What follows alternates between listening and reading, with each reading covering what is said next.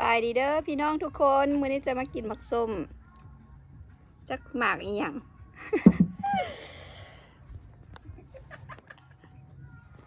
แซ่บเนี่ยหมากอีหยังบ่ฮู้เว้ย สุกสบายดี แซ่บคัก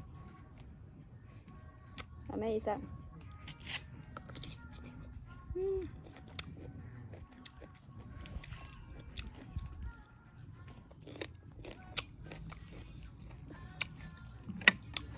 คือกรอบมัน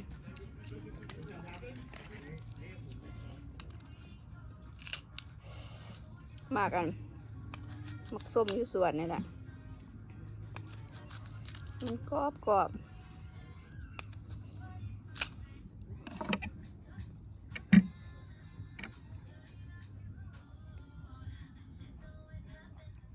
แซ่บคัก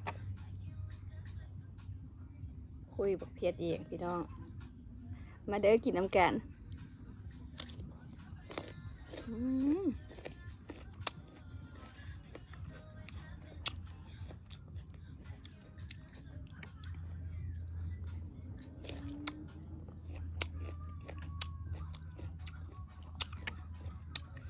มักเผ็ดหอมมักเผ็ดอยู่สวน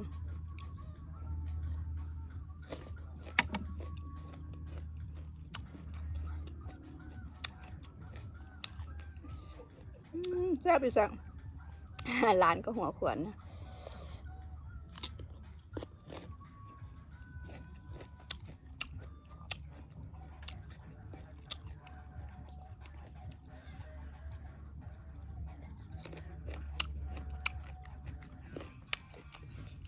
ตัวสีเหลืองๆเนี่ยมันเรียกสุกแล้ว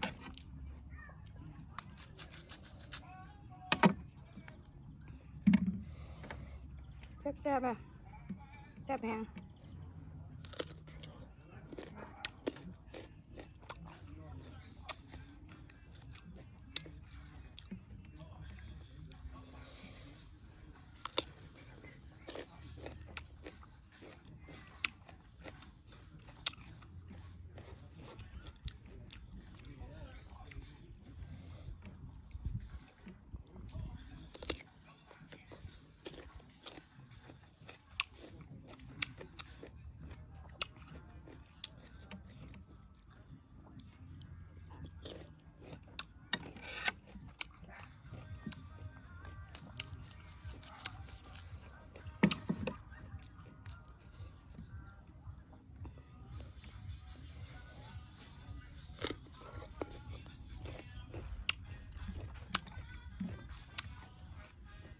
กรอบ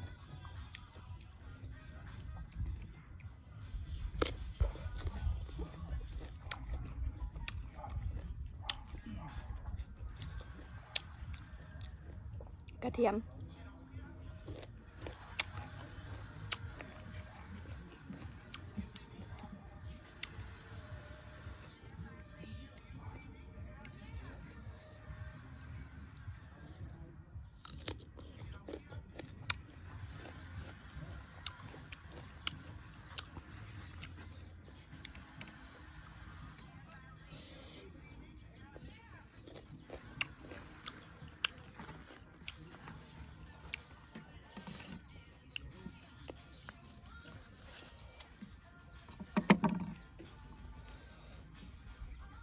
มาเด้อพี่น้องกินน้ำกัน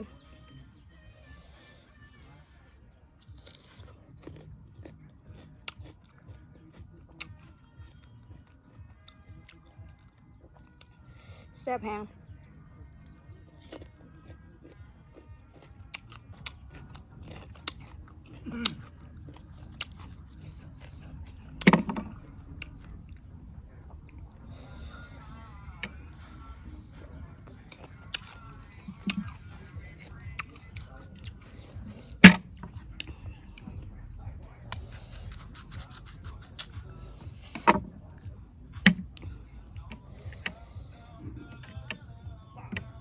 ช่วงนี้ถ่ายคลิปแต่ว่าพันได้ลงเถอะถ่ายคลิปทุกมื้อ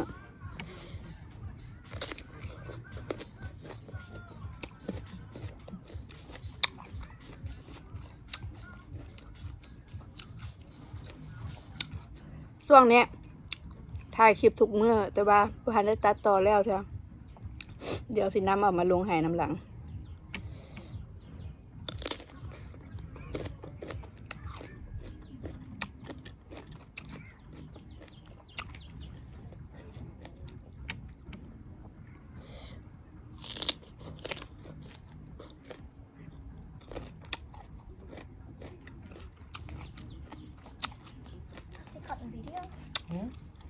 Ja.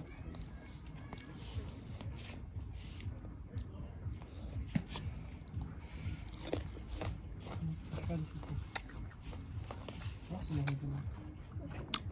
Hm?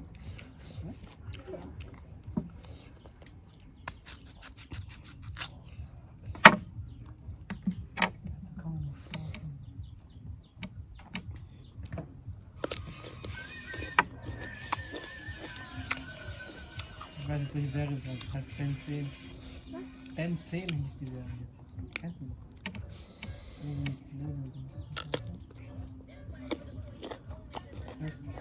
Kennst du es nicht?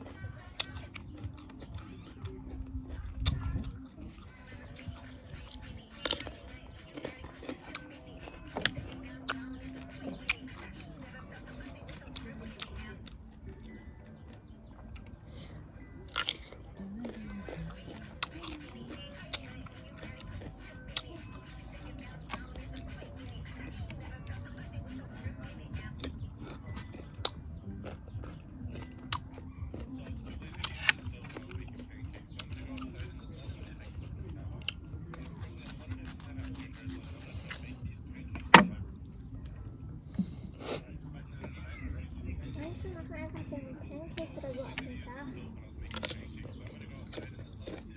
Oder ja, Rührei. Nein, nicht Rührei, Ding. Wieso? Oder halt auf dem Boden. Ja, so warm draußen Ach ist. so. Zeig mal.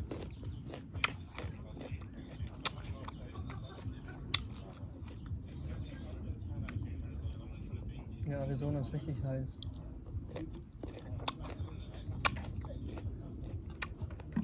Ach so, das hat gar nicht gezeigt, ob die heiß gemacht wurden. Ja, das guckt gerade wieder zu.